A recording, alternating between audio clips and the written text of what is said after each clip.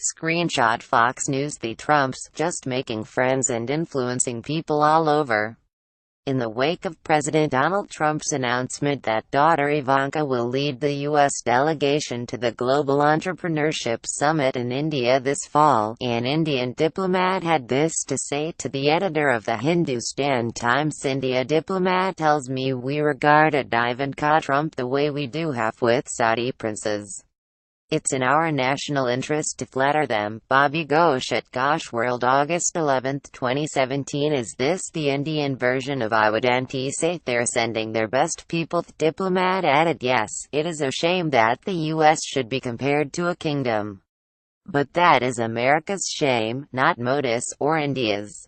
https://t.corg/2icting90. Bobby Ghosh at Gosh World. August 11, 2017. Remembered during the campaign, when Trump kept telling us that thanks to Obama, no one respected America anymore, but once he was in office, the US would start winning again. Those were fun times. Raw story points us to this Hindustan Times editorial with some more color. Having risen to power on a plank of avowed opposition to dynastic politics, it probably wasn't easy for Prime Minister Narendra Modi to invite United States President Donald Trump's daughter Ivanka Trump to India for the Global Entrepreneurship Summit in November. Mr. Modi's invite to Ms. Trump has generated a fair amount of unease because Ms. Trump's career credentials have almost entirely been built within her father's business empire. But before criticizing Mr. Modi's decision, please do remember that Ms. Trump is a senior advisor to the U.S. President, Donald Trump. By inviting Ms. Trump, Mr. Modi is taking one for the team and the nation.